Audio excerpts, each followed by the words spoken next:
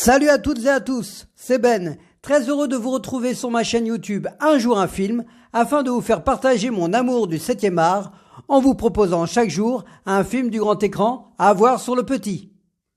Sylvester Stallone et Antonio Banderas sont à l'honneur, mais vous retrouverez aussi mon coup de cœur, mon conseil et un hommage bien mérité. Alors c'est parti pour les films de la semaine.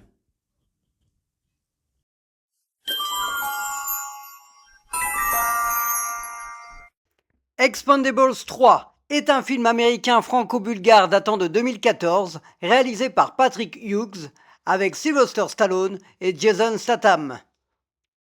Barney Ross, le chef des Expendables, va se confronter à un ancien coéquipier, Conrad Stonebanks. On retrouve l'équipe des Expendables pour une troisième aventure avec encore un casting impressionnant. Il y a bien entendu Sylvester Stallone en grand patron, mais aussi Jason Statham ou Dolph Lundgren, entre autres. Mais également des nouveaux comme Wesley Snipes, Antonio Banderas, très drôle dans son rôle, Harrison Ford en agent de la CIA et l'immense Mel Gibson en grand méchant. D'ailleurs, c'est la première fois que sont réunis Stallone et Gibson à l'écran. Et c'est un grand moment. Ainsi qu'une équipe de jeunes pour venir en aide aux Expendables. De l'action, des touches d'humour, de la violence plus modérée que les précédents, un film de gros bras, et on aime ça. C'est Harrison Ford qui va remplacer Bruce Willis suite à un conflit financier, celui-ci demandant une somme disproportionnée que Stallone n'a pas appréciée. Expendables 3 sur TMC à 21h25.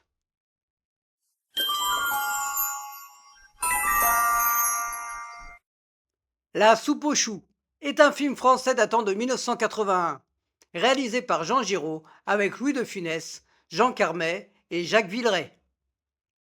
Deux amis vivent dans un petit hameau et vont avoir une nuit la visite d'un extraterrestre. Un film qui est devenu culte au fil des années, l'avant-dernier long métrage de Louis de Funès. Il est drôle et touchant à la fois. Car oui, la soupe aux choux est plus subtile qu'il n'y paraît. C'est tendre. La complicité entre le Glaude et le Bombay est amusante et émouvante. Des répliques et des scènes qui nous emmènent à la campagne, là où il fait bon vivre. Un film social qui montre le pouvoir des grandes entreprises. Jacques Villeray nous offre une prestation mémorable et nous donne envie que les extraterrestres débarquent sur cette terre. Sans oublier la Francine, qui va perturber le pauvre Claude Ratignier. On retrouve également Claude Jansac, la fidèle actrice de Louis de Funès, qui est ici la bredine du village. Alors, non d'idiot, prenez un ch'ti canon et installez-vous pour suivre les aventures du Glaude. C'est le comédien Olivier Lejeune qui était pressenti au départ pour interpréter la denrée, mais c'est finalement Jacques Villeray qui sera choisi. La soupe aux choux, sur France 3 à 21h05.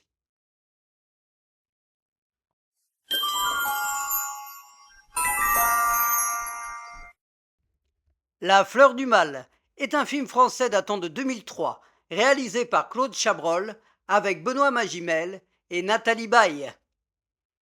Un tract anonyme va venir bouleverser une famille recomposée et faire ressurgir le passé. La famille, la politique, les secrets, tout ça mélangé par Claude Chabrol et on a un film bien ficelé qui nous intrigue du début jusqu'à la fin. Le couple de jeunes Benoît Magimel et Mélanie Doutet forme un joli duo complice, mais également l'autre couple du film, Nathalie Baye, avec ses ambitions politiques, et Bernard Lecoq, son mari pharmacien, coureur de jupons, sont parfaits dans l'univers de Chabrol. Sans oublier Suzanne Flon, la doyenne de l'histoire, la pièce maîtresse de ce retour vers le passé. Chabrol arrive une fois de plus avec sa mise en scène simple mais efficace à nous faire passer 1h45 de suspense et de trouble. C'est Catherine Deneuve qui était pressentie pour jouer le rôle de Anne Charpin-Vasseur, mais c'est finalement Nathalie Baye qui va incarner cette femme politique déterminée à réussir. La fleur du mal sur Arte à 21h.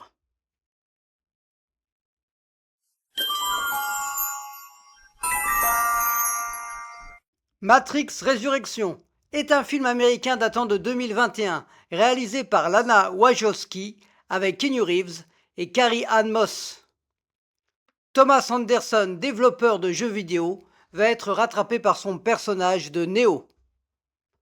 On retrouve l'ambiance de Matrix avec des images d'insert du premier film.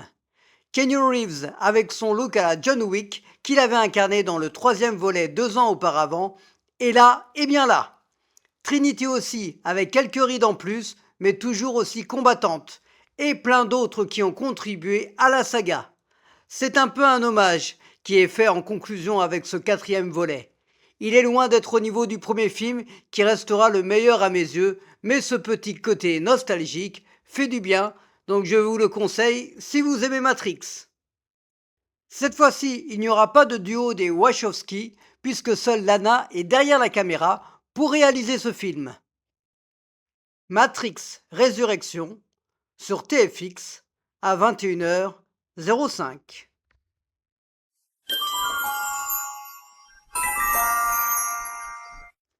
La vie est belle est un film italien datant de 1997, réalisé par Roberto Benigni avec Roberto Benigni et Nicoletta Bracci. L'histoire de Guido, un homme juif, et Dora, qui vont avoir un fils pendant la Seconde Guerre mondiale.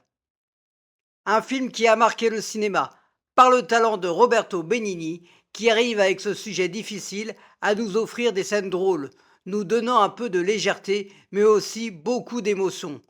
Plein de récompenses amplement méritées pour ce film, Oscar, César et beaucoup d'autres. Giorgio Contarini, le petit garçon, est d'une grande justesse et nous touche, surtout avec la complicité qu'il crée avec son papa.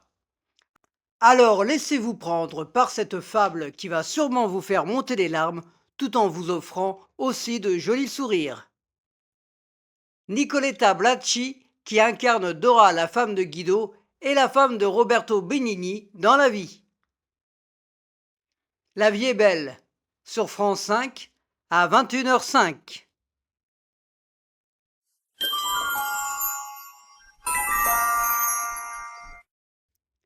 Assassin est un film américain datant de 1995, réalisé par Richard Donner avec Sylvester Stallone, Antonio Banderas et Julianne Moore. Deux tueurs à gages bien opposés vont être appelés pour une même mission. L'affiche est belle, Stallone, Banderas, Moore, avec Richard Donner, le réalisateur de L'Arme fatale aux commandes. On va être honnête, le résultat n'est pas vraiment à la hauteur, même si une fois de plus on peut dire merci à RTL 9 de nous offrir les films d'action américains des années 90. Le duo entre Sylvester Stallone et Julianne Moore fonctionne plutôt bien. Il y a quelques scènes avec un peu d'intensité et Antonio Banderas est bien présent, voire trop. Il en fait un peu beaucoup, avec un look similaire à celui qu'il avait dans Desperados de Roberto Rodriguez, sorti la même année. Laissez-vous tenter et dites-moi dans les commentaires ce que vous en avez pensé. Presque 20 ans plus tard, Stallone et Banderas se retrouvent sur grand écran dans Spy Kids 3, puis après dans Expendables 3. Assassin sur RTL 9 à 20h55.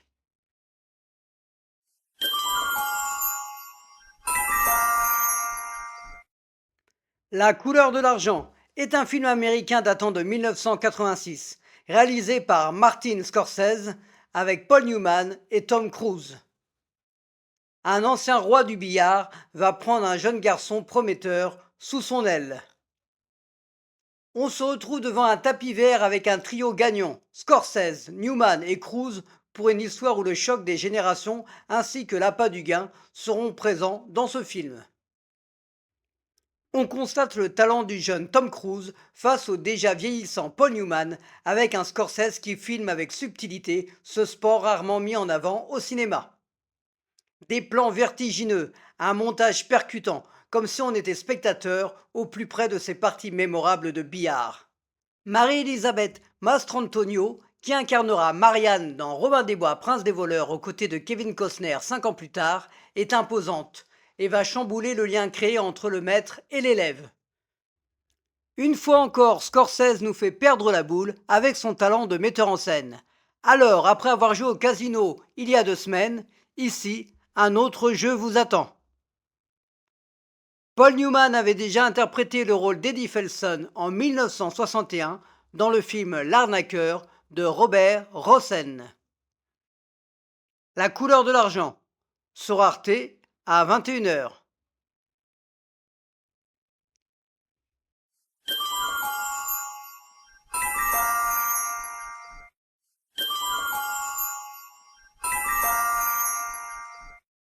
Après une légère hésitation, ce chef-d'œuvre de Roberto Benigni mérite bien le coup de cœur de la semaine.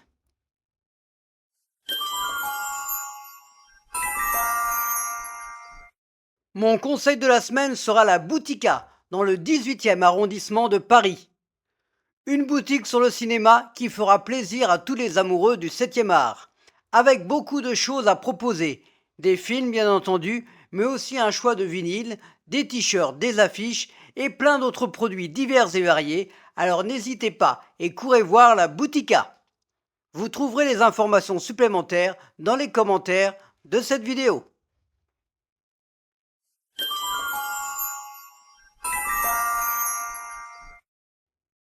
Le réalisateur Bertrand Blier nous a quittés le 20 janvier 2025 à l'âge de 85 ans. Un réalisateur à part entière dans le cinéma français, avec des films pouvant déranger, en tout cas qui ne peuvent pas laisser indifférent, comme Les Valseuses ou Trop belle pour toi.